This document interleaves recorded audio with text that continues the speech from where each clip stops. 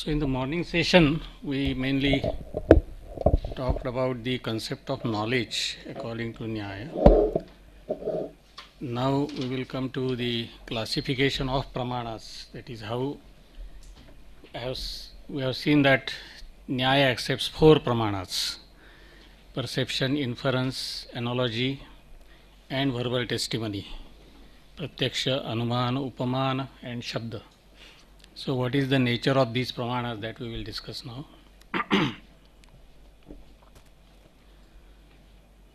So in this second part of the first lecture, we will briefly discuss the fourfold classification of pramanas accepted by Nyaya: perception, pratyaksha, inference, anumana, analogy, upamana, and verbal testimony, shabda. Now the word pratyaksha is derived as prati plus aksha. Aksha means either eyes or sense organs in general. So that which corresponds to prati means that which corresponds to or that which is related to, and aksha means eye or any sense organ. So the word pratyaksha is used to connote all the 3 things related to perception. That is, it is used sometimes as the kind of knowledge or means to knowledge, or even object of knowledge can be called pratyaksha. So pratyaksha pramana, this word refers to means to perceptual knowledge, and according to Nyaya, since they distinguish between means and result, the means to knowledge need not be necessarily of the nature of consciousness according to them. The resultant knowledge will be of the nature of consciousness, it is knowledge, but means to knowledge itself need not be of the nature of consciousness, particularly in the case of perception. So the distinction between perception and other types of pramana: in the case of perception, the means to knowledge is sense organ. So either sense organ is regarded as the means to knowledge, or the contact between sense organ and object is regarded as means to knowledge. And in both cases, sense organs are not themselves of the nature of consciousness, they are insentient. Similarly, the contact between sense organ and object also is insentient. So the means to knowledge is not sentient, but the result is consciousness in the case of perception. Whereas in the case of other means to knowledge, that is Anuman, Upaman, and Shabda, Nayayikas say that there the means to knowledge is also of the nature of consciousness, and the result is also consciousness. So both means and end are of the nature of consciousness, but even there, consciousness as means and consciousness as the end are not the same. Consciousness which leads to the resultant cognition is different, and the resultant cognition is different. Both these are 2 different consciousnesses, you can say, or 2 cognitions. So always the difference between means and end, means and the result, is maintained in Nyaya, whereas it is not maintained, for example, in Buddhism. For them, the so-called means is also of the nature of consciousness. In fact, for them, consciousness itself has these different aspects: means, operation, and end. That is, means, the operation of those means towards the end, and end itself. The same consciousness has all these 3 aspects, and therefore we should not make a radical distinction between means to knowledge and knowledge. Whereas in Nyaya, there has to be a radical distinction between means to knowledge and knowledge. The means leads to knowledge through some operation. So sometimes that operation itself is regarded as a means, and sometimes the distinction is made between means and its operation. That is, the word for that is vyapara. In the early literature of Nyaya, pratyaksha was defined in the sense of perceptual knowledge. So if you consider the definition of pratyaksha in Gautama's Nyaya Sutra, which is the foundational text of Nyaya system, there pratyaksha, the definition of pratyaksha actually applies to perceptual knowledge and not means to knowledge. So pratyaksha is defined there as non-verbal, non-deviant and determinate cognition which arises due to the contact between sense organ and object. The following points are relevant in relation to Nyaya conception of perceptual knowledge.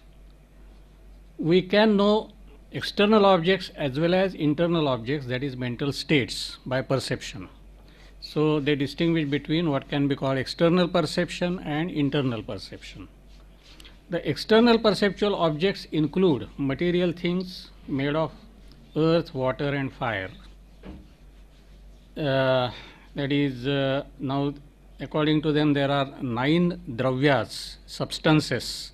Out of them there are the 5 elements are included in the list of 9 substances, that is earth, water, fire, air and ether, akasha. And out of them earth, water and fire, these 3 elements can be perceived as substances. Air cannot be perceived, but the quality of air, namely touch, can be perceived. And on the basis of that we can infer the existence of air.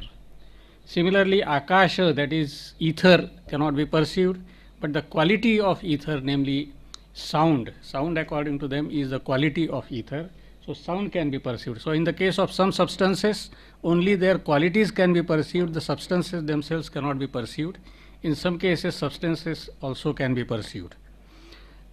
So what can be perceived? If you ask this, according to Nyaya Vaisheshika system, what can be perceived? So some substances can be perceived. Which substances? Earth, water and fire. Then qualities of these substances, some qualities, of course not necessarily all the qualities, but many qualities. There are some sensible qualities like color, taste, odor, sound and touch. They can be perceived. Then motions of the substances can be perceived. Again, motion can belong to the substance which is not all pervasive. There are some substances according to them which are all pervasive.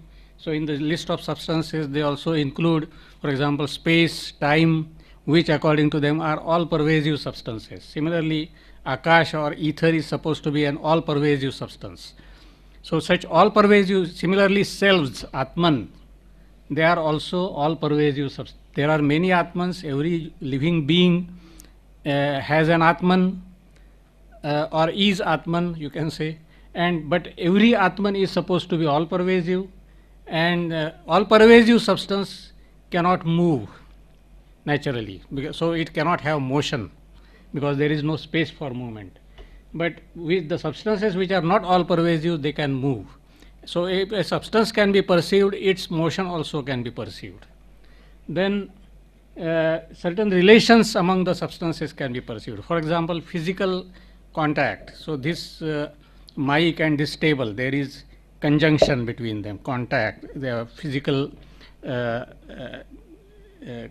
connection is there, and that connection also can be perceived. So certain relations can be perceived. Similarly, inherence relation also can be perceived. That is, the table and color, they are inseparably related with each other. So when I can perceive table, I perceive the color also of the table and also perceive the inseparable relation between the two. So relations can be perceived. Then universals can be perceived, universal characteristics can, that is, when I perceive table as table, then I am perceiving tableness in the table also. And then I am also perceiving that that table inheres in the table. So the relation between tableness and table, that also I can perceive. And even absences can be perceived. So if there is no pot on the table, then the absence of the pot on the table, how do I know that there is no pot on the table? So my procedure is that I just look and see, and then, oh, there is no pot on the table. So according to them, absences also can be perceived. Okay. So so these external objects are perceived through appropriate external sense organs when the objects come in contact with them. So naturally, according to them, perception of an external object is possible only through contact between sense organ and object. Now, the next question is, what is the nature of that contact? That will depend upon the nature of the object which is perceived and sense organ. Uh, Sense organ is, all sense organs are made of uh, these elements, 5 elements, 5 sense organs. So earth, water, fire, air and ether, we will see that a little later. Now external things are perceived by 2 senses only, namely eyes and by touch. Through other sense organs we can know qualities such as odor, taste and sound. So we cannot smell the thing, we can only smell the odor. We cannot taste a thing, but we can taste a taste of the thing. So in the case of other sense, or other than touch and visual sense organ, through other sense organs we can cognize the qualities of things, but not things themselves according to them. And when we cognize the qualities, we can also cognize the universals which belong to the qualities, the absences of those qualities and so on and so forth.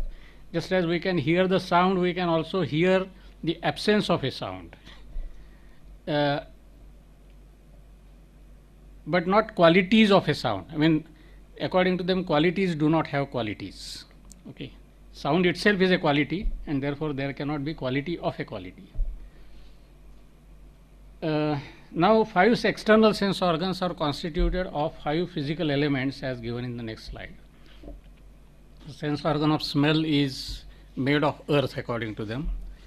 And on what basis they made these equations? Because earth has smell, so the sense organ which cognizes smell also, or through which we cognize the smell, also must be made of earth. So the corresponding the element from which the sense organ is created or is constituted, that should possess, that element should possess that quality which is cognized by that sense organ. So water has taste, so sense organ of taste is made of water according to them. The visual sense organ is made of fire, sense organ of touch is made of air, and auditory sense organ is made of ether. So since sense organs are physical, the contacts between sense organs and objects are also explained in physical terms. Here 3 basic relations are operative: physical conjunction, then that is called sanyoga. So according to them, sanyoga is possible only between substances. There cannot be sanyoga between substance and quality, or substance and motion, for example. So what are the terms of relation called samavaya? I will just qualities.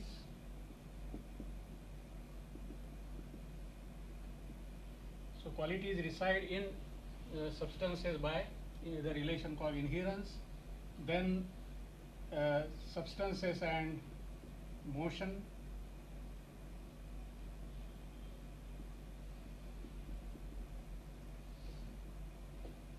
then particulars and universals,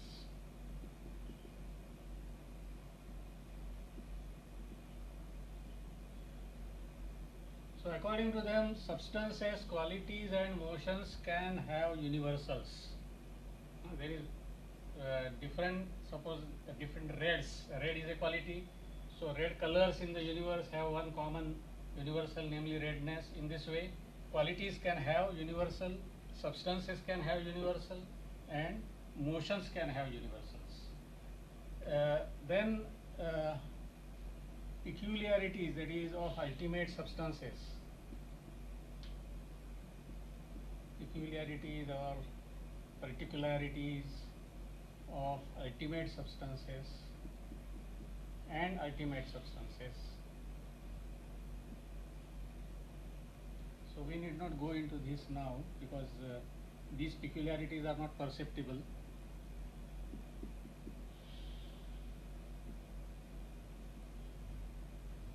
ultimate substances, each ultimate substance, that is for example atom of Prithvi, has its uniqueness. So every ultimate substance has its uniqueness, and that is called Vishesha, particularity. And that particularity of that ultimate substance resides in the ultimate substance by inherence relation, by Samavaya relation. And lastly, parts and whole.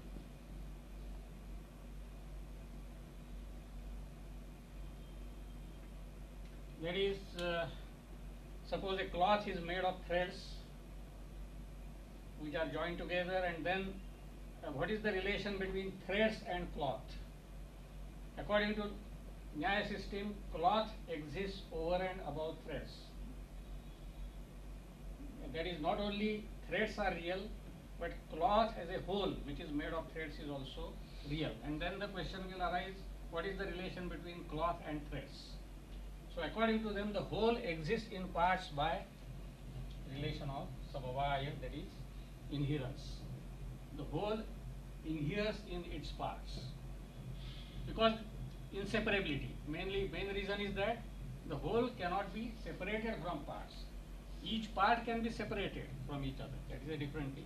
Every thread can be separated from another thread, but cloth as a whole cannot be separated from the threads of which it is made. So these are all the cases of inseparability, and the relation is that of inherence. Now this is the second relation, and third relation is Visheshanata, that is qualification relation. That was a, you can say, the limiting case in Vaisheshika system. That is, they found that there are certain entities which cannot be explained in terms of these relations, namely Sanyoga and Samavaya, physical conjunction and inherence. These two are most fundamental relations according to Nyaya Vaisheshika system. When two things are separable, then there will be Sanyoga is possible. When they are not separable, then Samavaya is possible.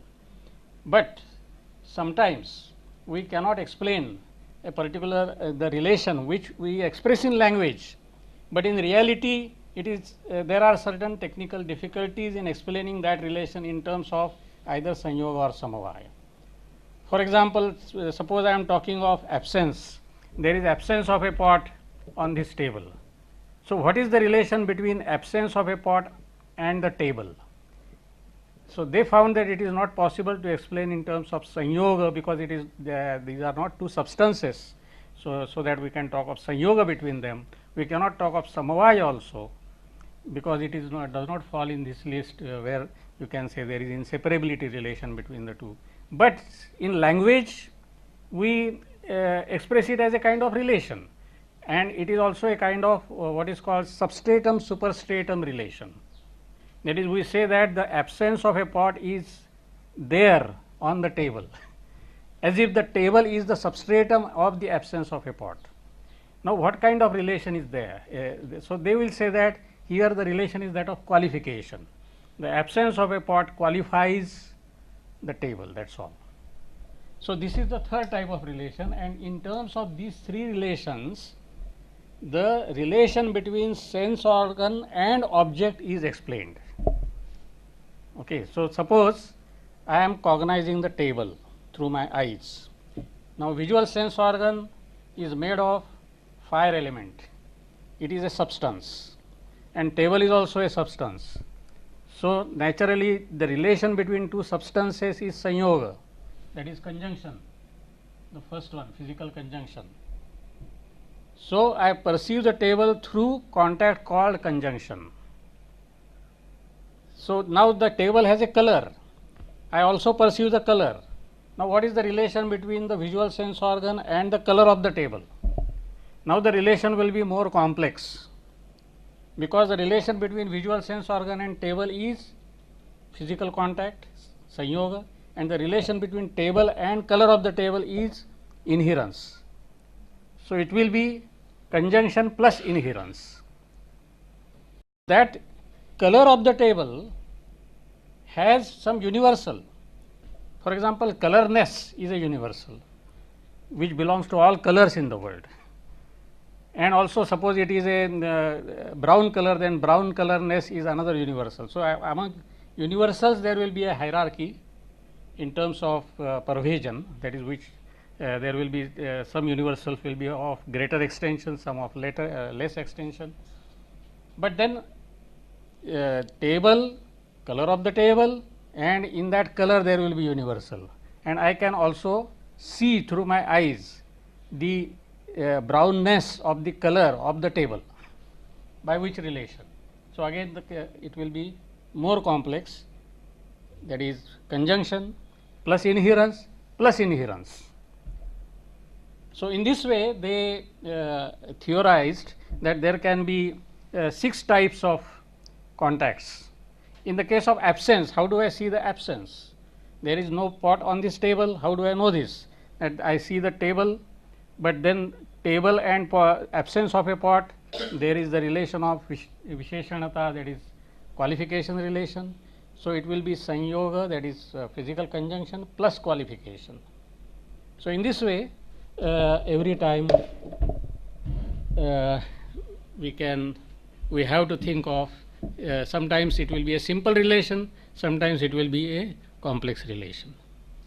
In the case of sound, how do I hear the sound? So, according to them, my auditory sense organ is made of akasha, ether. And what is the relation between ether and sound? It is inherence, because ether is substance of which sound is a quality, and therefore the sense object contact in the case of hearing a sound will be inherence according to them. So, I will go to the next slide, because according to Nyaya, when we perceive an external object, the nature of the contact between the sense organ and object will depend upon the ontological status of the object. The following table will bring out the diversity. So, if substance is perceived, then it is through conjunction. Sense organ is a material substance, the object is also a substance, hence the contact will be the conjunction.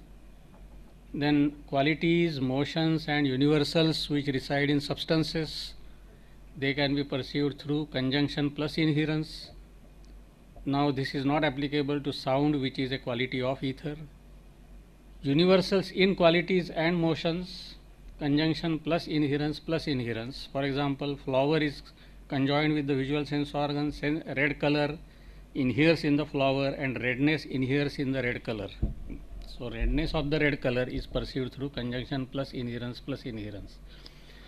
And sound is perceived through inherence, because auditory sense organ is constituted of ether and sound is the quality of ether. Universals residing in sounds. So, just as sound can be heard, similarly the character of the sound. Suppose I am pronouncing k, then that particular sound has k-ness. And when you hear k, you also recognize that, oh, this is k, means it has k-ness.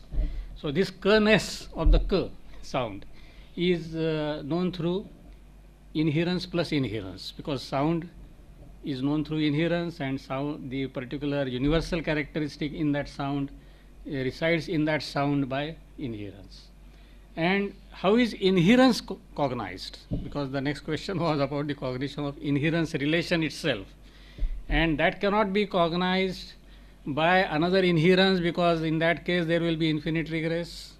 It cannot be cognized by conjunction also, because it does not exist through it is not conjoined with, it cannot be conjoined with the sense organ, and therefore in the case of absence and in the case of inherence, qualificationhood, that is which is coupled with conjunction or inherence as the case may be, that will be the relation.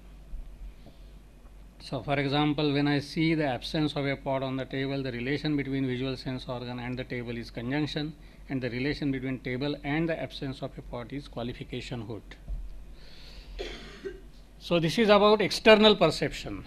Now, we come to internal perception. So, through internal perception, what we can cognize is the mental states. The so called mental states are all qualities of Atman, and Atman is a substance. So, everything is adjusted in the scheme of substance, quality, motions in this model. So just as this table has redness, the color, for example, as its quality, similarly Atman has consciousness as its quality, or desire as its quality, pleasure as its quality, pain as its quality, aversion as its quality, effort as its quality. So these are the basic qualities of Atman, and cognition, pleasure, pain, desire. Now these some of the qualities of Atman can be perceived. Not all qualities of Atman can be perceived. For example, Atman accumulates merit and demerit through actions, but merit and demerit cannot be perceived. Similarly, as a result of cognition, certain impression is generated in Atman, because of which memory cognition is possible. So when I perceive the table, then that perception produces an impression in my Atman, which is later on awakened when I go to home and try to remember what I saw in the room. Then I remember that I saw the table in the room. So that the impression which is generated by this perception is awakened. And so I can be aware of that memory cognition. I can be aware of the table or perception of the table, but I cannot be aware of the impression which is generated. I cannot be directly aware of the impression which is generated by the perception. But that impression is supposed to be the quality of Atman. So certain qualities of Atman cannot be perceived, but certain qualities can be perceived, such as cognition, pleasure, pain, and desire. And how are they perceived? By which sense organ are they perceived? So for that they say mind is the same. Manas is the sense organ. Manas is not exactly mind, because Manas is supposed to be insentient. Just as external sense organs are insentient, similarly Manas is also insentient. Manas itself is not conscious. Atman is conscious, and Atman is conscious means Atman has consciousness as a quality. And again, that quality is not a permanent quality. It is not supposed to be the essence of Atman, but it is a quality which emerges and also ceases to exist. So we can imagine the state of Atman in which Atman is not conscious at all. It is not conscious of anything. For example, in deep sleep, Atman is not conscious of anything. And according to them, when Atman is liberated, ultimately, at that time also, Atman loses consciousness. Atman becomes unconscious, because after all, consciousness is impermanent quality, and the state of liberation has to be permanent. So in that state, Atman cannot possess an impermanent quality. Anyway, I mean that is metaphysics and not epistemology. Now, Manas plays a double role in the process of perception. In the perception of internal objects, it serves as the sense organ. In the perception of external objects, it serves as the mediator between external sense organ and soul. The person perceives a sense object if he or she is attentive to it. This attentiveness is brought out by the contact between sense organ and mind.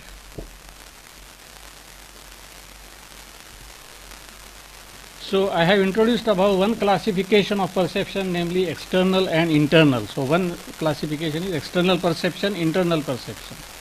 Nayayikas introduced two other classifications, namely determinate and indeterminate perception. And the other is ordinary perception and extraordinary perception. So let us consider these two classifications. Determinate and indeterminate perception. In the last lecture I talked about judgmental and non-judgmental perception. So non-judgmental perception is also called indeterminate perception sometimes, because in non-judgmental perception, that is the awareness that we have at the first instance, we do not determine the nature of the object. So the word for that is vyavasaya, and so there is no vyavasaya in the first instant. So Nayayikas accept both these types of perception. According to Nayayikas, generally what we have is determinate perception, that is what about which we can judge whether it is true or false that is only determinate perception. The perception in which we determine or judge something is to be so and so. We judge something to be so and so, something to have a blue color, someone to be jumping and so on. What we cognize is a complex of property bearer and its properties. The perception is veridical if the properties and the property bearer as they are perceived match with those in actuality. But perception of a relational complex presupposes that we have already perceived the elements of the relational complex. So this is how they arrive at what can be called indeterminate perception. That is, since we have determinate perception, in determinate perception we see property and property bearer in an interrelated form. So the raw material of that is the property bearer and property. So unless we know property and property bearer, how can we relate them together? So there must be a cognition in which we see property and property bearer but not as interrelated with each other. That is something like raw material is provided to us and then we arrange it. So in indeterminate perception, the raw material of determinate perception is provided to us. But this we are not directly aware of indeterminate perception of itself according to Nyaya. So that is, it must be the case that first we see the elements of a relational complex in an unrelated way and then we see them in their interrelation. This previous perception of discrete elements of a relation can be called indeterminate perception. According to Naiyayikas, such an indeterminate perception must be taking place, although we are not aware of that. So it is a matter of inference. We infer, Naiyayikas infer that there must be something like indeterminate perception. In this sense, indeterminate perception is a transcendental condition of determinate perception. According to Naiyayikas, we can be directly aware of determinate perception but not of indeterminate perception. Indeterminate perception, according to them, is secondary, a derived entity. Naiyayikas in this way believe in the primacy of determinate perception. We shall see that the Buddhist view on determinate and indeterminate perception is exactly opposite of this. So now we come to the third classification, ordinary and extraordinary perception. What we have discussed so far are the different types of ordinary perception. Naiyayikas had to accept in their epistemological scheme three other types of cognitions which they could not include under ordinary perception. But they could not be included under indirect knowledge such as inference, analogy or verbal testimony either. Hence, they were given the status of extraordinary perception, that is alaukika pratyaksha. Now, one such variety was yogic perception, which they accepted as extraordinary perception on religious grounds. So it included supernormal cognition such as telepathy, clairvoyance, and ultimately even omniscience. Yogin can attain omniscience, knowledge of everything according to them through what is called yogi pratyaksha or extraordinary perception of yogic kind. The supernormal knowledge of this kind did not involve sense-object contact of ordinary kind, but it was attained through mind as a result of the merit accumulated through yogic practice. Now, Naiyayikas had accepted one principle that perception is possible only through contact. So, sense-object contact is essential. Now, in the case of ordinary perception, the contact will be called ordinary contact. In the case of extraordinary perception, the contact also will be of extraordinary type. So, in the yogic perception, the contact is called yogaja lakshana pratyasatti, the special type of contact which arises through yogic practice. But then what is exactly its nature? There will be many problems. If you try to explain the contact between say mind and all objects, for example, when we are talking of omniscience, how can there be contact between mind and all objects? I will refer to that problem a little later, because in Jainism we are supposed to talk about this question of omniscience. Now, Naiyayikas accepted two other varieties of extraordinary perception for other reasons. One is the knowledge of universal truths. For inferential knowledge, one needs to know all things of a kind. For example, for inferring the existence of fire on the hill on the basis of smoke, one has to know the universal truth, namely wherever there is smoke, there is fire. For that, one has to know all smokes, because wherever there is smoke, there is fire. In order to know this, one has to know all smokes, all fires, all absences of fire, and so on and so forth. But how can we know all smokes at all? This is the question. So knowledge of all smokes is not possible by ordinary perception, because by ordinary perception we can know only present smoke and not past smokes and future smokes and not remote smokes. So Nayayikas claim that should be possible through extraordinary perception based on extraordinary relation. The knowledge of all smokes is not possible by ordinary perception. It cannot be inferential also, because it is itself the basis of inference. Hence, Nayayikas regarded it as a kind of extraordinary perception. It could not be explained in terms of ordinary sense-object contact. So, Nayayikas claimed that in such cases, the universal, for example, smokeness, which connects the given smoke with all smokes in the world, serves as the sense-object contact. They called it Samanya Lakshana Pratyasakti, that is universal itself as the extraordinary contact. And the idea is that, suppose I see this bottle has bottleness. What does it mean? It has certain characteristic which is common to all bottles in the universe, all past, present and future bottles in the universe. So the bottleness which exists in this bottle connects this bottle with all bottles in the universe. So by perceiving one bottle and bottleness in it, in a way I perceive all bottles in the universe. I can claim that after all I know what is to be a bottle by perceiving one bottle. So this is how through one universal I can reach all objects which possess that particular universal. This was the rationale behind thinking of Samanya Lakshana Pratyasati, and every system which accepted Anumana as Pramana, inference as means to knowledge, had this problem of explaining the knowledge of universal concomitants of this type. Wherever there is smoke, there is fire. How do we know that at all? So we will come to that problem in both in Jainism and Charvaka ultimately. Now, third one is quasi-perceptual cognition based on memory.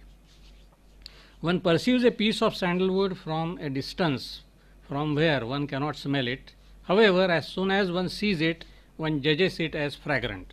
So one sees the sandalwood and makes a judgment, oh, this is the fragrant sandalwood. Now, it is not a case of ordinary perception because one does not smell the fragrance. Here, fragrance is presented before consciousness by memory, but it is not an inference also, because the judgment is as instant as the perceptual judgment. Now, Nayayikas call this as extraordinary perception. It does not involve ordinary sense-object contact. However, Nayayikas claim that it is based on extraordinary sense-object contact called Jnana Lakshana Pratyasakti, that is cognition itself as contact. That memory cognition itself functions as the contact between the perceptual cognition of the sandalwood and the knowledge of fragrance. This can be called a misplaced perception. That is, actually I am not perceiving directly fragrance in the sandalwood. Through memory I am cognizing fragrance, and I am, as it were, imposing that, attributing that fragrance to the sandalwood. Now, this can be called a misplaced perception.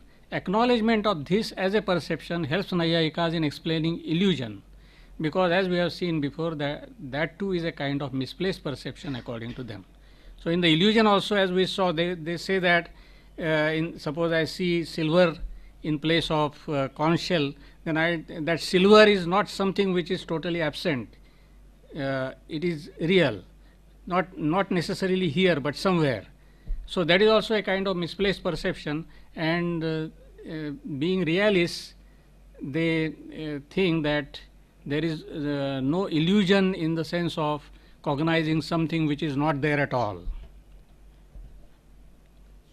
So this is about different types of perception. Now we come to inference, anumana. Logically speaking, there can be two basic types of knowledge, direct and indirect. And whereas perception can be called direct knowledge, inference can be called indirect knowledge. Now, though all inferential knowledge is indirect, is all indirect knowledge inferential? This is a problem. There are schools which identify indirect knowledge with inferential knowledge. For example, Vaisheshika school, which is a sister system of Nyaya, takes such a radical stand. It claims that the additional pramanas which Nyaya accepts, namely analogy and verbal testimony, are not independent pramanas, but they are reducible to inference. Buddhist epistemologists are also known for their position that perception and inference are the only two pramanas. So for them, all indirect knowledge is inferential. This is what they would say. Those who accept only two pramanas, they would say that all indirect knowledge is inferential. Nayayikas, however, are seen constantly adhering to their traditional position that there are four pramanas, namely perception, inference, analogy, and verbal testimony. Let us now consider the nature of anumana as understood by Nyaya. Though inferential knowledge is understood as indirect knowledge, it is not independent of perception. The term anumana, thank you. The term anumana means a cognition, that is man, which takes place after, means anu, perception. Hence, Gautama in Nyaya Sutra, having defined perception, defines anumana as tat purvakam, that is preceded by that, means preceded by perception. The word anumana is generally translated as inference, but inference is not an exact synonym of anumana, though it is a good approximation. Inference represents reasoning as it always has an argumentative form. It will have premises and a conclusion. It will have the form because so and so, or therefore so and so. It is true that anumana also can have this form, but it does not have this form always. Because in Nyaya and in many systems, we talk of two types of anumana, inference for oneself, or anumana for oneself, anumana for others. Now, out of the two, anumana for others has the form of an argument. When I present anumana to someone else, then I always present it in the form of an argument. So in that argument, I will have because, therefore, this type of format. But anumana for oneself does not necessarily have the form of an argument. The distinction between the two anumanas is not between arguing with oneself and arguing with others. And anumana for oneself is the basic form of anumana, according to many systems. Naturally, the question arises, what is the nature of anumana for oneself? It can be understood as indirect knowledge which occurs to oneself. So, now this indirect knowledge takes place through a process, according to Nyaya. One attains inferential knowledge by following an ordered series of cognitions. The persons, now again I am taking this stock example of smoke and fire. The person sees a line of smoke on the top of a hill. She remembers the universal concomitance of the form, wherever there is smoke, there is fire. She applies the universal concomitance to the present case and recognizes that the smoke on the top of the hill is invariably related to the existence of fire. And so she arrives at the resultant knowledge of the fire on the top of the hill. In the above example, now these are technical terms, and it is because we are going to refer to inference, the nature of inference, the form of inference, and so on and so forth. So it is important to know these technical terms. The line of smoke in this particular example is called the sign or mark. The word for that is linga, which signifies fire. It can also be called reason property. Fire is the signified object or the bearer of the mark, that is lingin. It can also be called the target property. Now, this reason property, target property, that is hetu dharma. This is the translation of hetu dharma and sadhya dharma, which are more relevant when inference has the form of an argument. Now, hill is the property bearer which is known to possess smoke, but it is to be proved as possessing fire. Hence, it can be called the provable property bearer. The universal relation between the sign and the signified is called invariable concomitance or pervasion, vyapti, avinabhav or vyapti. And the application of the pervasion to the present case can be called consideration or paramarsha.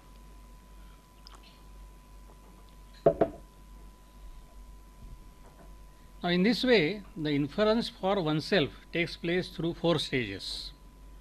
Knowledge of the sign in the provable property bearer, then recollection of pervasion, consideration, and inferential knowledge. Inference for others means convincing another person of the soundness of the inference for oneself. So, one has first the anumana for oneself, that is knowledge of the signified property, and then one tries to convince the other person by using an argument.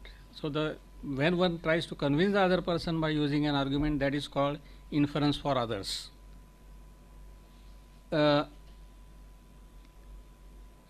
Now, so it has to take the form of an argument, whereas inference for oneself need not take the form of an argument. It can be just the series of cognitions. Here, Nyaya system accepts a particular pattern of argument with 5 steps, which some modern scholars term as 5-member syllogism. Accordingly, the existence of fire on the hill is proved on the basis of smoke on the hill as follows. First, declaration, there is fire on the mountain. One declares first what one is going to prove. Then one gives reason, because there is smoke. Then the third step was called udaharana, that is instance. Wherever there is smoke, there is fire, like in the kitchen. Fourth step was called upanaya, that is application. There is smoke on the hill, which is invariably related to fire. And last step was conclusion, therefore there is fire on the hill. It is interesting to note here that according to Nyaya, inference for others amounts to generating the same cognitive process in the other which was generated in oneself during inference for oneself. Nyayikas therefore accept isomorphism between the two processes. One point needs to be made clear about the above formula of the 5-member syllogism, that it is a result of the evolution in Nyaya theory of inference. In the initial formula given by Akshapada Gautama in Nyaya Sutra, there was no statement of the form wherever there is smoke, there is fire. Hence, the 5-member syllogism looked more like an analogical reasoning than a valid reasoning. Suppose if we remove the statement wherever there is smoke, there is fire, then what we will read is something like there is fire on the hill because there is smoke, like in the kitchen, and there is similarly there is smoke on the hill, therefore there is fire on the hill. So, it will be of the form of analogical reasoning, and it will not have logical validity because there is no universal statement in that. It was mainly due to the insistence of Dharmakirti, as a 7th century Buddhist logician, that a statement of universal concomitance was included in the 5-member syllogism of Nyaya. After the inclusion of the statement of universal concomitance, the Nyaya syllogism becomes comparable with the 3-member syllogism of Aristotelian logic, such as the following: all humans are mortal, Socrates is human, therefore Socrates is mortal. So, all humans are mortal will be like the statement of pervasion or invariable concomitance. Then Socrates is human will be the statement of reason, and therefore Socrates is mortal will be the conclusion. It can be seen that validity status of both the arguments is the same, only there are some additional steps. So, in 5-member so-called 5-member syllogism, there are 5 steps, whereas it seems that logically only 3 steps are sufficient.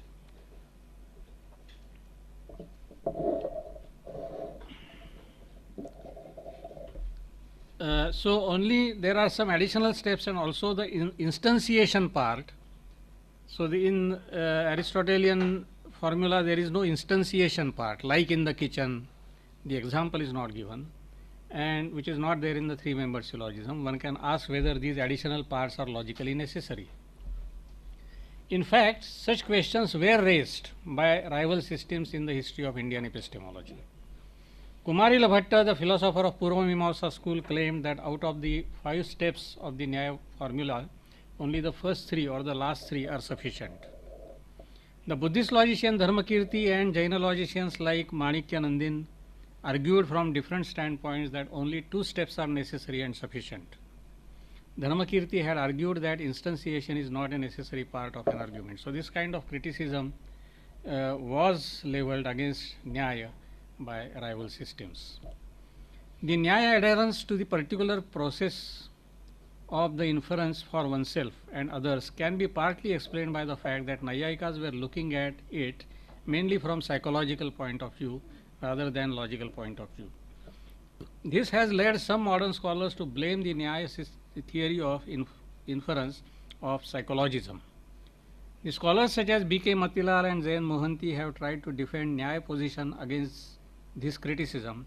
They succeed in showing that psychologism of Nyaya is not vicious or harmful, and that logical aspect of inference is also taken care of in the Nyaya model of inferential process and 5-member syllogism. However, a more important question is whether the knower has to attain inferential knowledge only by the process recommended by Nyaya. Is it the only valid process, or there are other equally valid processes? The rival systems were precisely pointing out that some of the steps in the Nyaya scheme are redundant, and redundant steps do not make the process invalid, but they make it logically loose. When Naiyayikas insisted that a statement of universal concomitance should be accompanied by instantiation, it had a deeper reason. In the Western logical tradition, we come across 2 types of universality. Universality with existential import. We find this in Aristotle's idea of universal statement, where the statement was taken as categorical statement with existential import. Accordingly, the statement all humans are mortal presupposes or implies some humans are mortal. Modern logicians question this idea of universality. According to them, a universal statement can be interpreted as a conditional statement. So a conditional statement can be true even if its antecedent is false. Accordingly, all humans are mortal means for all x, if x is human, then x is mortal. This statement can be true even if there are no humans in the world. So Nyaya approach to universal concomitance is similar to Aristotelian approach. Accordingly, if there is a universal concomitance between the sign and the signified, then its existential instantiation must be available. If the universal statement wherever there is smoke there is fire is true, then at least one place where smoke and fire coexist must be available. This has far-reaching consequences on the Nyaya theory of inference. Naiyayikas distinguish between 2 types of universal concomitance, positive and negative, Anvaya Vyapti and Vyatireka Vyapti. Now suppose H stands for sign and S stands for signified, then the positive concomitance will be stated as whatever has H has S. For example, there is a place P which has both H and S. And negative concomitance will be stated as whatever lacks S lacks H. For example, now S is for Sadhya and H is for Hetu. So H stands for sign or reason property, whatever. So whatever lacks S, whatever lacks Sadhya property, lacks Hetu property. For example, there is a place Q which lacks both S and H. If we keenly observe the above formulations of the 2 concomitances, it becomes clear that they do not imply each other, because each one has a separate existential import which does not imply that of the other. That is, the positive concomitance not only talks about the universal relation, but also that there is a place P where both the properties exist. And the negative concomitance not only talks about the universal relation, but also talks about the place where both are absent. So that there is a place where both are present and there is a place where both are absent, the existence of these 2 places do not imply each other. It is possible that there is a place where both are existent, both are present, but there may not be a place where both are absent, or there may be a place where both are absent, but there may not be a place where both are present. So, in view of this fact, Naiyayikas had to postulate three types of inference: purely positive, in which only positive concomitance can be available; purely negative, where only negative concomitance is available; and positive negative, in which both the concomitances are available. This can be explained with examples. Now, this spot is describable because it is knowable. Whatever is knowable is describable like a cloth. Now take this, just focus on this particular inference, where describability and knowability. Knowability is the sign, describability is the signified property. And now when we talk of the Vyapti, that is pervasion relation between the two, whatever is knowable is describable. This will be the positive pervasion. And what will be the negative pervasion? Whatever is not describable is not knowable. But now this particular so-called negative pervasion has no example at all. According to Nyaya, everything in the world is knowable, everything in the world is describable. So we cannot say, that the statement will be vacuous. Whatever is not describable, is not knowable, will be a vacuous statement. It will have no example at all. And if a statement has no example at all, then that pervasion or that invariable concomitance cannot be said to exist at all. So in this particular inference, there is only positive concomitance. Positive concomitance is available, negative concomitance is not available at all, and therefore this inference is purely positive inference. Then they also talked of purely negative inference. Every living body has a soul because it breathes. Whatever does not have a soul does not breathe, like a table. So here we have negative concomitance of the form, namely whatever does not breathe, does not have a soul. This negative concomitance has examples which we can verify. Not verify, but at least cite. It is very difficult to verify also, but at least we can cite the example that there are insentient things in this world which which do not breathe and which do not have soul. But here there is a question about positive concomitance. What will be the positive concomitance? Whatever breathes has a soul. But then the instantiation, the rule is that the instantiation of any concomitance should be available outside the subject of the inference. Now what is the subject of this inference? Every living body. This is not a statement about this or that living body, but all living bodies taken together. Okay, so the example of the positive concomitance, namely whatever breathes must have a soul, should be available outside the region of living bodies, all living bodies. But outside this domain of all living bodies, there is nothing which breathes. So we cannot give any example of positive concomitance.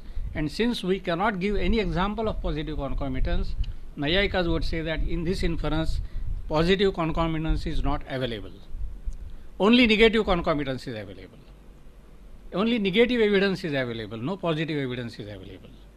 Because we are talking about all living bodies together, so the evidence should be available, the positive evidence should be available outside the realm of living bodies, but no positive evidence is available outside the realm of living bodies.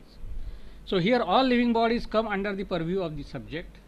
The instance of what breathes and has soul must be outside the purview of living bodies, which is not possible. But the negative concomitance is available here. Whatever does not have a soul does not breathe. Non-living bodies will be the instances. So this will be the purely negative inference. And lastly, positive negative inference. So in the case of the smoke fire inference, for example, we have both positive concomitance as well as negative concomitance, positive instance as well as negative instance. The hill possesses fire because it possesses smoke. Whatever possesses smoke possesses fire, like kitchen. Whatever lacks fire lacks smoke, like a lake. This is a positive negative inference. Both the concomitants positive and negative are available here with their instances. So Naiyayikas had to make such a classification of inferences because they were not ready to accept universal statements to be vacuously true. Buddhists and Jainas had no problem with vacuously true statements of universal concomitance. So their theory of inference also differs because of that. For Buddhists, any positive concomitance which will imply its negative concomitance. So they were like modern logicians. I mean Dharmakirti I am talking about, that if we have positive concomitance, then it will imply negative concomitance also. Just as the condition P implies Q implies not Q implies not P. So through transposition we can get from positive concomitance negative concomitance, from negative concomitance we can get positive concomitance. Whereas in Nyaya it is not possible because positive concomitance carries with it the instantiation part. The availability of instance should also be there, existential import should be there, and therefore positive concomitance does not necessarily imply negative concomitance does not necessarily imply positive concomitance. Now let us consider in brief two other pramanas, namely analogy, that is upamana, and this pramana has a very limited scope. It is used for knowing the meaning of a new word on the basis of its similarity with an already known meaning of some other word. A story is often told in order to explain the operation of analogy in knowing the denotation of a word. One day a city person wanted to know about an animal called Gavaya. He approached a forester who was a trustworthy person and who knew about the animal. The forester said a Gavaya is similar to a cow. The city person then went to the jungle and eventually saw there an animal similar to cow. The person remembered the directive statement of the forester and recognized the animal as Gavaya. So this is how the city person knew the referential meaning of the word Gavaya through analogy. So analogy helps in understanding the meanings of unknown new words. Similarly, with the meaning of a known word in this way can be useful means to knowledge of the meaning of a new word, but it is not an authoritative means like perception and inference. That is because similarity is a vector. When you say similar to cow, in what way it is similar to cow? It can mislead the knower if the knower has no idea as to how exactly the new denotation is similar to the known thing. Secondly, the statement of a trustworthy person plays an important role in the operation of analogy, so it is not clear how this pramana is different from verbal testimony. Of course, this is a matter of controversy between various schools. That is, the Upamana Pramana, which was accepted by Naiyayikas, was criticized by Vaisheshikas and many others. And so I will not go into that in detail. And lastly, Shabda Pramana, verbal testimony. This was the first Pramana accepted by Naiyayikas. The knowledge by verbal testimony was defined as the knowledge of a truth based on the statement of a reliable person. The reliable person is one who knows the relevant facts and has a tendency not to deceive others but to speak truth. Naiyayikas justified Vedas as a kind of verbal testimony on the same grounds. According to them, God, who is the author of the Vedas, is a reliable person of highest order. He is omniscient and has compassion for all the beings, and naturally no tendency to deceive them. Hence, Vedas express truth because they are the statements of God. The heterodox systems, Buddhism, Jainism and Charvaka, accepted neither the authenticity of Vedas nor the existence of God. Let us turn to them from tomorrow. Thank you.